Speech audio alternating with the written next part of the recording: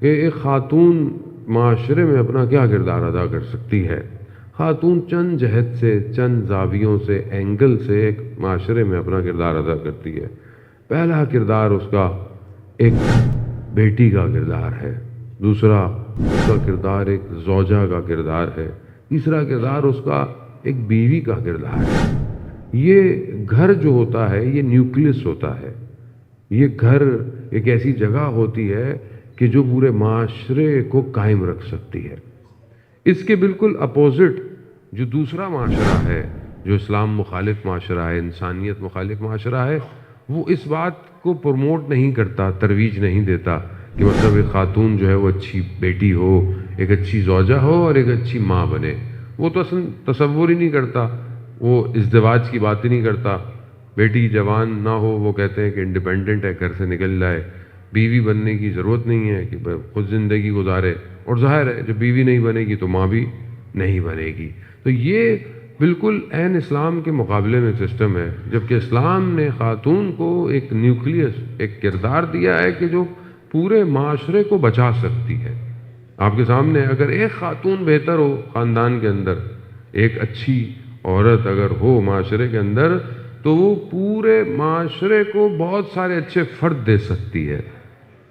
اب جیسے آپ یہ دیکھیں کہ یہ جو گھر ہے، امام خمینی رضوان اللہ تعالیٰ علیہ کا مشہور جملہ ہے، امام ارشاد فرماتے ہیں، کیا فرماتے ہیں کہ مدینہ میں یہ جو گھر تھا کوچہ بنی ہاشم کا، یہ گھر کچی دیواروں کا گھر تھا، مگر اس نے معاشرے کو دیا کیا؟ یہ جو گھر ہے، یہ جو فاطمی گھر ہے، اس نے معاشرے کو کیا دیا؟ کہا امیر المومنین دیے،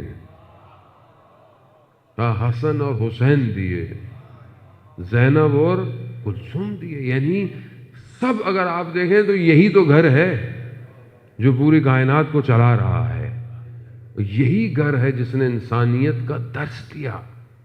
اب ایک اگر خاتون اپنا بہترین کردار ادا کرے تو آپ کے سامنے جو ہے وہ کیا کرتا ہے۔ تو آج معاشرے میں یہی پرابلم ہے کہ آج جس سوسائٹی میں ہم رہتے ہیں وہاں خاتون کا کردار کیا ہے اور اس کو کیا بنا دیا گیا ہے، کیونکہ بہرحال خاتون جو ہے وہ تاثیر گزار ہے، اس کی جو زندگی ہے وہ معاشرے پر اثر کرتی ہے۔ ایک بے حجاب خاتون کئی لوگوں کو جہنم میں لے کے جاتی ہے، اپنے باپ کو لے کے جا سکتی ہے، اپنے شوہر کو لے کے جا سکتی ہے، اپنی اولاد کو لے کے جا سکتی ہے۔ اسی طرح ایک باحجاب اور باوقار خاتون، باعبادت خاتون اپنے پورے گھرانے کو جنت میں لے کے جا سکتی ہے، لیکن وہ کردار چاہیے، اور وہ کردار کہاں سے ملے گا؟ وہ کہیں سے نہیں ملے گا، اسی گھرانے کو دیکھنا پڑے گا آپ کو، کہ آپ سیرت دیکھیں کہ ایک بیٹی ہوتے ہوئے کیا کردار ادا کر رہی ہیں۔ صدر اسلام کے واقعات ہیں، رسول خدا کے اوپر جب کچرا پھینکا جاتا تھا، ان کے اوپر اہانت کی جاتی تھی، وہ کہ چھوٹی سی ہیں مگر اس حالت میں اپنے باپ کا جا کے دفاع کرتی ہیں، اپنے باپ کی مدد کرتی ہیں۔ ذہن موت آسان نہیں ہے۔ اس کے بعد کئی جنگ احد کے تو مشہور واقعات ہیں کہ کچھ خواتین کے ساتھ جا کر بیوی نے مجروحین کی، زخمی لوگوں کی خدمت کی ہے۔ اس کے بعد بلکہ یہ خود جو ہے وہ ابن خلدون جو ہے وہ، یا ابن حدید جو ہے وہ اپنی کتاب میں لکھتا ہے کہ جنگ احد میں جب رسول خدا زخمی ہو کر گر گئے تو خاتون خود گئی ہیں، اپنے بابا کے خون کو صاف کیا، ان کی تلوار کو صاف کیا اور ان کو مدارا کیا۔ یعنی یہ کردار، یعنی ہر طرح کے دور کے اندر اپنا کردار ادا کرنا۔ آج اگر ہم دیکھیں آج کی بیٹی کیا کردار ادا کر رہی ہے، آج ہم اپنی بیٹیوں کی تربیت کیسے کر رہے ہیں، کیا آج ہم ایک معاشرے کو ایک اچھا فرد دے رہے ہیں کہ نہیں دے رہے؟ اگر آج ایک اچھی بیٹی کی تربیت کر کر معاشرے کو دے دی جائے تو وہ معاشرے کو سنبھال سکتی ہے، لیکن اس کے بالکل اپوزٹ ہے جو معاشرے میں ہو رہا ہے۔ آج ہم اپنی بیٹی کو کس کی سیرت پر، آج ہماری شادیوں میں، ہمارے ازدواج کے اندر، ہماری خوشیوں میں، یا اگر شادی بھی ہوتی ہے تو صرف حدیث قصہ پڑھ لیتے ہیں ہم، یا وہ ایک منقبت چلا دیتے ہیں کہ علی کے ساتھ ہے زہرا کی شادی، باقی اس بچی کی زندگی میں بی بی زہرا کی سیرت سے ہم اس کو کچھ نہیں دیتے۔ ظاہر ہے وہ ہم کیسے دیں گے؟ جب ہم خود اپنی زندگی میں عمل کریں گے تو دیں گے۔ اور وہ بچی جو ہے وہ گھر کو دیکھ رہی ہوتی ہے۔ بچی کو سکھانے کے لیے آپ کو زبان کے بجائے اپنے عمل سے کردار ادا کرنا ہے۔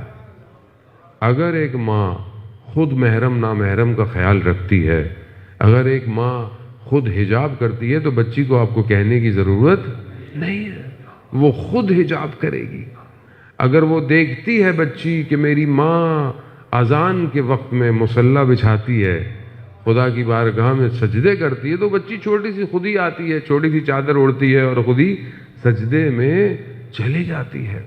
اگر ایک بچی یہ دیکھ رہی ہے کہ ماں کا رویہ میرے باپ کے ساتھ کیسا ہے، ماں کا رویہ، ماں کا اخلاق میرے دادا دادی کے ساتھ کیسا ہے، میرے رشتہ داروں کے ساتھ کیسا ہے، وہ ایز اٹ از ٹرانسفر ہوتا ہے، آپ کو سکھانا نہیں پڑتا۔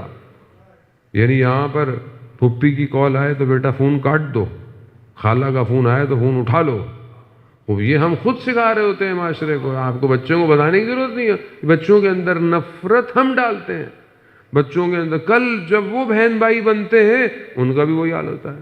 معاشرہ ایک سرکل ہے، مقافات عمل ہے، جو آپ آج بیج بوئیں گے کل وہی چیز آپ کاٹیں گے۔ اگر آپ آج معاشرے میں، یہ بہت بڑا فقدان ہے، مثلا مثال کے طور پر میں باپ ہوں، میری بیٹی ہے، میں اب کیا چاہوں گا میری بیٹی کی اچھی زندگی گزارے، اچھے معاشرے میں جائے، اچھے گھر میں ہو، اس کو مشکل نہ ہو، فلانا نہ ہو، جو میں کر سکتا ہوں اپنی بیٹی کے لیے کروں، شادی کے بعد بھی نہیں۔ لیکن جب میرے بیٹے کے گھر کسی اور کی بیٹی آئے تو میں یہ نہیں سوچتا۔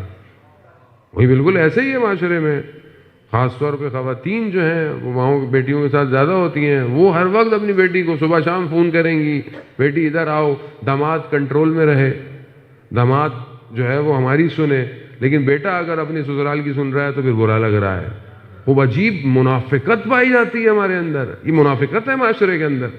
یعنی ہم دو روح ہیں، آگے سے کچھ اور ہیں، ہمارے اندر کچھ اور ہے، اپنے لیے کچھ اور سوچتے ہیں، دوسرے کے لیے کچھ اور سوچتے ہیں، خوبی منافقت ہے۔ خوب جب اس طرح کی منافقت ہو تو آپ کیا سمجھتے ہیں کہ ایسے گودوں میں ایسے اولادیں پیدا ہوں گی جو امام زمانہ کی نصرت کریں گی؟